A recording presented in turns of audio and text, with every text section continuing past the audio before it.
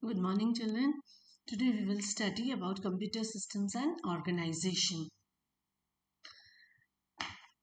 In computer systems and organization, we will learn what are the basic components of the computer, the types of the software, the memory units, about the compilers and interpreters, number system, operating system, and Boolean logic. This is the first unit of our syllabus. Now, we all know that what is a computer. We know that it is an electronic device which takes the input from the user and processes the data under the control of set of instructions and then gives us the meaningful information. What computer does? It does three things. It takes the input from the user, that is either by the keyboard or the mouse, and then processes the input. Input is in the form of data or the raw material. The CPU does processing, and then finally we get the meaningful information in the form of output on the monitor or the screen. So computer performs three things. It takes the input, processes it, and finally gives the output in the form of result or meaningful information which is displayed on the monitor or screen. Then, what are the strengths of a computer? What are its advantages? It is versatile, it is accurate, it has speed, accuracy, reliable, and has memory. Versatile, accuracy, speed, meaning thereby it can do the task multiple times. You can trust on it. It does not get bored or fatigue. It will do the task repeatedly n times, and it has a large amount of storage or memory. Whereas there are certain disadvantages also, that every time computer needs a human brain to perform the task. So it has lack of intelligent quotient, that is IQ. It needs power supply. If the power or the light goes off, it will collapse and will not do the work. It has a lack of decision making power. Why? Because it every time needs the human brain. So these are some disadvantages: lack of IQ, need of the power supply, and it has lack of decision making power. We are using the computers in weather forecasting, railways, airports, scientific research, businesses and offices, banks, medical fields, entertainment, schools, colleges, universities, and in defense as well. Now, so by this time we are clear with what is computer, what are its advantages and disadvantages, and why we need a computer, what kind of the task a computer can do, and how it processes the data to give us the meaningful information. As I told you that we give input to the computer processes it and gives us the output. So here are some real life examples which we come across every day are, firstly, in the first picture you can see that in order to make a mango shake or a juice, that is my output, what I do in my life, in my daily routine, what I will do, I will take some milk, some mangoes, and then peel them, put it them in a jar, mixer grinder, and then switch on the mixer grinder. That is, processing will be done, churning will be done by the grinder, and finally we will get the output in the form of the juice, or what we were preparing in this example was mango shake. So what was the input? The mango, the milk, sugar, the utensil used was the input, and processing was done by the processor, food processor, the mixer grinder, and finally what was the result or the output? The mango shake. So this is called as input process output cycle. Again, another real life example, to prepare the pizza. We need a pizza base, some mayonnaise, some butter, some different kinds of ingredients. We will apply all these ingredients and then process it. Process means bake it in the microwave or the oven, and then we get the output in the form of the pizza. So this is how computer works. It takes the input from the user, processes it, and then finally gives us the output.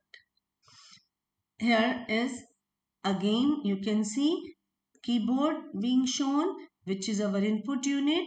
With this input unit we give the data, and the data is then processed by the central processing unit CPU, and then we get the output. We are preparing the tea. What is the IPO cycle? So take some input: water, tea leaves, milk and sugar, and the utensil. Then what are you going to do in the process? Put them all on in a utensil on the gas, right? Lit the gas, and this is the process. Boil it for some time. Finally we get a cup of tea, pour it, and then that is the output. So input, process, output cycle. Give the input, process the input, and finally get the output. Now I'm talking of the input, the data, and the output or the information. Let us see what is the difference between data and information. What is data? The raw facts, figures, what we give to the computer is data. Like alphabets, numbers, digits, whatever is on the keyboard that we give to the computer is data. When computer processes this data, the output is obtained, that is in the form of meaningful information. So data is the raw material, while in the form of the input, while information is in the form of the output and is meaningful and is also the processed data. We often talk of the term system. System. What is a system? A system is a set of the rules, the arrangement of the things, or the collection of the elements or the components that works for a common purpose in an organized manner. That is a system. In the man-made systems also we see that there are certain things. Things in the sense, suppose I am talking of a school as an organization or a system. It is in a hierarchical way. It has a principal, the administrator, then the vice principal, then PGTs, TGTs, and PRTs. Everybody is having their own role. They have to perform their own duties. That forms a system. And everybody is working in an organized manner. They have their areas where they have to work. So that is called as a system. Similarly, we talk of the computer system, which is built up of CPU, monitor, keyboard, mouse, printer, that is all hardware, software. It makes a system. Then what is a program? A program is a set of instructions which are in the form of commands given to the computer. A program is a set of tasks which are to be performed by the computer. Next topic is hardware and software. We have seen input, process and output. Now what is hardware and software? We often hear of this term, hardware and software. Hardware, in a very simple term, if I say hardware is the physical component of the computer which is visible, tangible, and can be seen, are called as hardware. I mean all the devices like keyboard, mouse, CPU, printer, speaker, these are all what? The hardware. The physical components of a computer system, which we call the peripherals, are hardware. Whereas a software is a set of program or instructions which help in the working of the computer and the devices or the gadget. Software means a set of programs. See children, both are complementary to each other. If you have a program but not a hardware, you can't execute it. If you have a hardware without any software or the program or the applications, again it is of no use. So we require both of them, hardware and software. Whereas in order to operate this hardware, software, we need the liveware also, that is the humans, the users or the programmers. Firmware, another term is firmware. What are the firmwares? Firmwares are the programs which are already written and stored in the computer memory, ROM, BIOS, they are called as firmware. So there are four important components: hardware, software, firmware and liveware, which are forming a computer system. If any one of them is missing, the computer system is incomplete. So we need four of them in order to make a computer system functional. Let us see the functional parts of a computer system. As I have already told you, input, output, processing. Now let us see how the computer works. And what is CPU?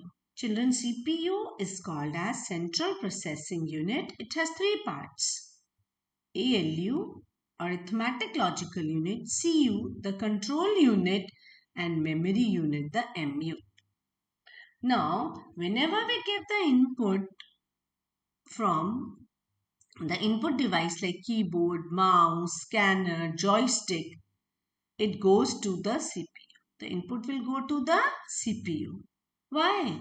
Because CPU is the part of the computer which is going to process it. Process means the work done by the computer. CPU is doing the processing. How it processes? It has a CU, the control unit part. Control unit will give the instructions, signals that where to send the data, how to send the data, and what to do on the data. So CU is the control unit. Control unit will send the data stored in the ALU to the for processing, whether it is arithmetic data, it is logical data, or what kind of data it is. Now the processing is done. When the processing is complete, CU again instructs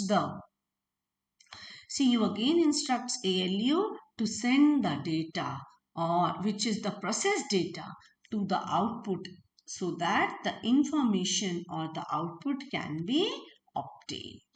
So this is how the CPU works. Arithmetic logical unit will do the processing. CU will send the control or the signals to the ALU to perform the different kind of tasks, and memory unit will store the data. And then whenever the data will be required in the form of the information, CU will give the control or the signal to the ALU, then to the MU, and then send the data to the output unit so that the information can be obtained by the user. So we can see that primary memory is, now what is this primary memory and secondary memory? Children, the computer has memory. Memory is the storage part of the computer. As the humans have the brain, living beings have the brain to store the memory, to store the data. Similarly, computer also has the memory, which is broadly classified into two types: primary memory, also called as main memory, whereas the secondary memory or the auxiliary memory. Primary memory is divided into two parts: RAM and ROM, whereas secondary memory is in the form of hard disk, floppy disk, CDs, DVDs, pen drives, etc. In my another video, part 2, you will learn in detail about the computer memory.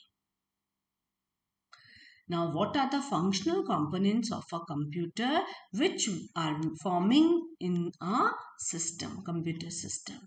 You can see, you might have seen many of them. The input device that is giving input to the computer and converts it into the human understandable form, that is the binary form. And see children, there are many devices or the peripherals We can see touch screen, camera, scanner, then barcode reader, microphone, MICR, magnetic encode reader, keyboard, mouse, touchpad, etc. These are all the input devices. They are fetching the data and then processing it. So input devices will provide the input to the computer. The commonly used input devices are touch screen or the screen, touch screen, not the normal screen, the monitor. Touch screen, why? Because we are feeding the data by it. The keyboard, the mouse, etc. So you may get a question, name any 4 input devices for 1 mark question.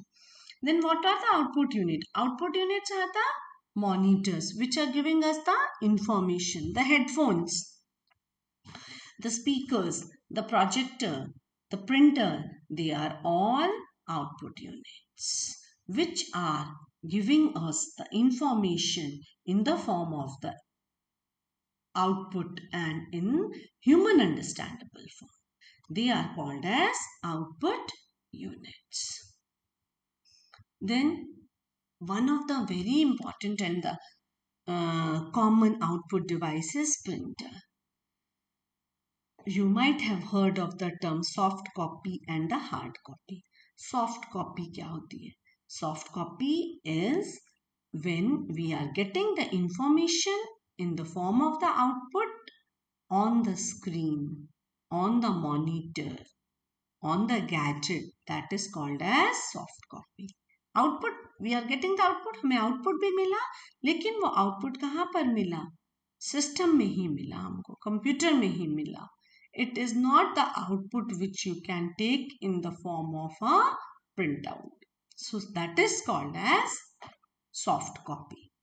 Whereas if we print the information on a paper, then it becomes its hard copy. So printer is a device which will give us the hard copy of the output. So what is a printer? A printer is an output device which prints the paper, the documents and the contents on the page. It includes the text documents, images or a combination of both. They are classified mainly into 2 types, inkjet and laserjet printers. Inkjet printers are used commonly by the consumers while laser printers are used for the business purposes. Dot matrix printer are now rare. Why? Because they take a lot of time and are a bit slow. So, firstly, printer is used for output. It is an output device. Then it is broadly classified into 2 types, impact printers and non-impact printers. The broader classification of the printers is impact and non-impact. It is clear from the term itself. Impact means which leaves certain impression or the impact. They are called as impact printers. Well, the non-impact printers are those which do not leave any impression, although they are giving us the output, but embossing kind of thing, some is not seen. So impact printers are those printers when there is a mechanical contact between the printer head and the paper. There is a ribbon, there is a drum in the printer where it gets hit with that drum and ribbon and then we get the output. So dot matrix printers are impact printers, while the printers which do not come in mechanical contact between the printer and the paper, they are called as non-impact printers. So example of impact printers are dot matrix printers, and for non-impact printers we have inkjet printer, laser printers. They are also very fast, while dot matrix printers are comparatively slow. The process of printing on the paper is slow in the impact printers, while with the non-impact printers they are very fast. And in the impact printers there are mechanical contact between the paper and the printer. Whereas with the non-impact, there is no such physical contact of the paper with the printer head. Also one thing, DMP, the dot matrix printers are noisy printers. They make a noise. Why? Because hammering process is done. Whereas in the non-impact printers, they are noiseless. Impact printers are little cheaper, whereas non-impact printers are comparatively costly. But their speed of the non-impact printers is very good. Then let us see what is CPU, how it processes. We have seen where does the data go, what is CPU doing. Now CPU is also known as a microprocessor or a processor. Sometimes we call it as a brain of a computer. Why? Because it is performing all the functions and the processes of the computer. It is the most important part of the computer system. Why? Because it is the processor, and it is the one part of the computer system which will process the data, give the instruction, receive the input from the input devices, give the meaningful information. So it has four basic functions. First, fetch the data and stores them. Decode means convert into binary format. Execute means run it and then finally forward. And then stores, that it is writing the output to the binary to the memory. Function components of a computer, we see that ALU, CU, and memory unit, registers. So what ALU does? ALU is performing arithmetic and logical operations. Greater than, lesser than, is equal to, smaller than. That is all done by ALU. The CU will take the signal, control the signals, send the signal to the different parts of the ALU and instructs the ALU to do the processing and perform the task. So encoding, decoding, this is all done by CU, the control unit. And registers, what are the registers? They are the temporary storage area which will hold the data that is to be processed. They store the processing information, that is the instructions, the commands, the data and the memory addresses when processing takes place in a processor, which is further used by the control unit. So CPU has ALU, MU, CU and the registers. Hope this part of the PPT has made you clear with what is computer, hardware, software, how computer works, what is IPO cycle, then the types of the printers, hard copy of the output, soft copy of the output, the types, an introduction of the computer memory, etc. In my next video, children, you will learn the types of the software and the types of the computer memory. Till then, revise it and have a nice day. Thank you so much.